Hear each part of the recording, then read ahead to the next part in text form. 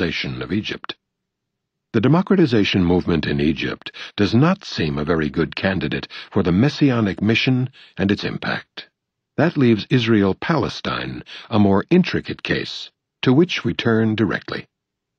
Elsewhere in the region, the strong line of continuity persists.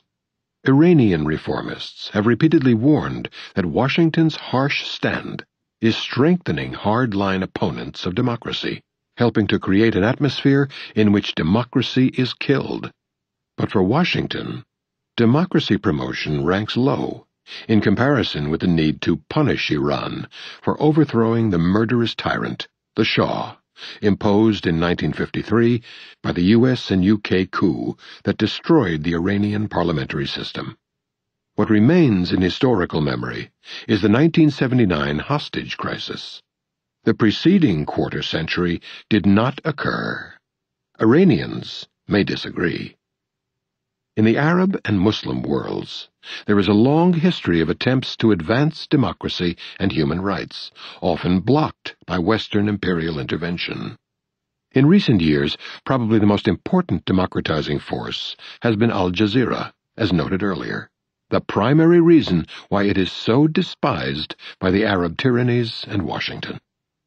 A contribution to democratization in a different domain is the series of Arab development reports produced under the auspices of the United Nations Development Programme, UNDP, which inquire into the issue of freedom in the Arab world and its relationship to good governance and human development.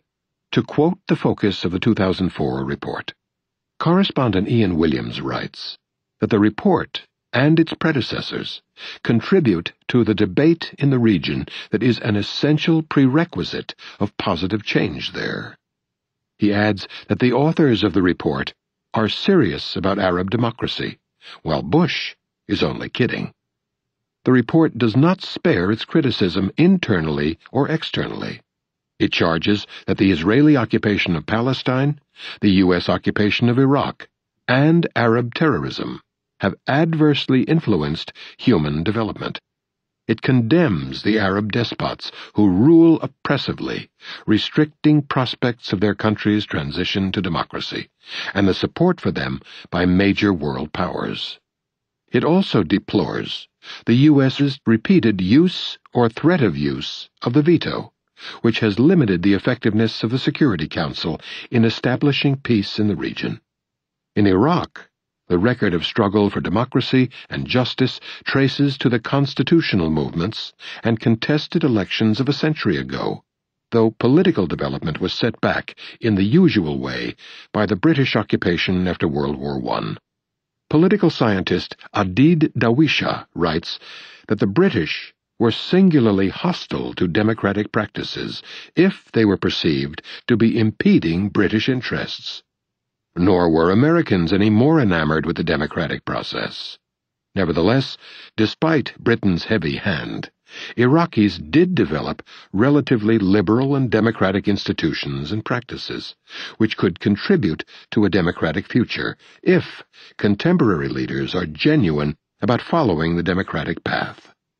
After the U.S. and UK invasion, as already discussed, the flight to religion resulting from the brutal sanctions regime they imposed accelerated further, along with a reversal of secular democratic tendencies that had existed prior to the 1963 Ba'athist takeover that they had supported. But even if Iraqis can recover what they had accomplished, despite imperial dominance, it takes impressive faith to believe that the current hegemons will permit such options in more than the traditional sense of top-down rule by elites linked to U.S. power, with democratic forms of little substance, unless they are compelled to do so by their own populations in particular. Israel-Palestine. Washington's commitment to democracy promotion for Palestine is complex enough to merit separate treatment. The efforts were kept on hold until the November 2004 death of Yasser Arafat, which was hailed as an opportunity for the realization of Bush's vision of a democratic Palestinian state. a pale and vague reflection of the international consensus that the United States has blocked for 30 years. The reasons for the new hopes were explained in a front-page New York Times think piece under the headline, "Hoping Democracy Can Replace a Palestinian Icon." The first sentence reads, "The post-Arafat era will be the latest test of a quintessentially American article of faith, that elections provide legitimacy even to the frailest institutions." In the final paragraph on the continuation page, we read, "The paradox for the Palestinians is rich, however. In the past, the Bush administration resisted new national elections among the Palestinians. The thought then was that the elections would make Mr. Arafat look better and give him a fresher mandate, and might help give credibility and authority to Hamas. In brief, the quintessential article of faith is that elections are fine, as long as they come out the right way." A year after the formal announcement of the Messianic mission that set off the rush to the democratization bandwagon, the strong line of continuity is revealed once again. Along with its paradoxical quality, inexplicably, deeds consistently accord with interests and conflict with words, discoveries that must not, however, weaken our faith in the sincerity of the declarations of our leaders. The quintessential faith was shared by President Bush's regional ally in democracy promotion. In September 2005, Prime Minister Ariel Sharon informed the United Nations that Israel would use its ample means to disrupt Palestinian elections if Hamas were permitted to run, because of Hamas's commitment to violence. By the same logic, Hamas should disrupt Israeli elections if Likud, the new Sharon-Perez-Kadima party, or Labor run. Iran should disrupt U.S. elections, and so on. Israel's stand undercut the efforts of Palestinian Prime Minister Mahmoud Abbas to ease Hamas and Islamic Jihad away from violence by bringing them into the political mainstream, Joel Brinkley reported. Washington again adhered to its quintessential article of faith.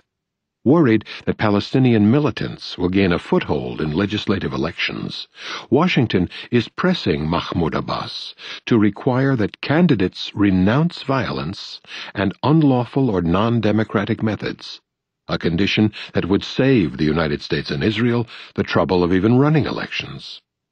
Meanwhile, Sharon explained that Israel was abandoning its commitments to freeze settlement at the first stage of the roadmap, reiterating that Israel would never give up the large West Bank settlement blocks where the vast majority of settlers live, and noting that last year President Bush acknowledged in a letter to him that demographic realities would have to be taken into account in determining the border between Israel and a future state of Palestine. Arafat had been elected president in 1996, in elections deemed acceptable by Washington, which, however, later turned against him, so their legitimacy was retrospectively revoked.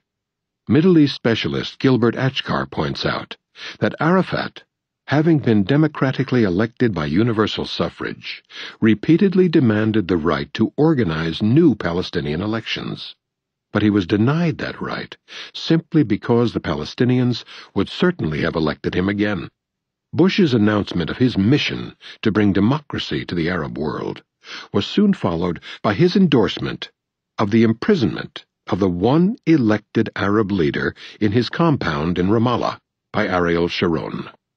Meanwhile, Bush designated Sharon a man of peace, easily dismissing his record of a half-century of extreme terrorist violence against civilians and outright aggression continuing to the present moment. With Arafat safely imprisoned, Bush and Sharon demanded that he be replaced by Mahmoud Abbas, the new hope for democracy in Palestine. The press reported that unlike Mr. Arafat, Mr. Abbas does not have a popular following, and competitors in his own generation may resist his new authority, another indication of the solemnity of the administration's commitment to democracy. We learn more about this vision of democracy by looking at the coverage of the death of Arafat, keeping just to the newspaper of record.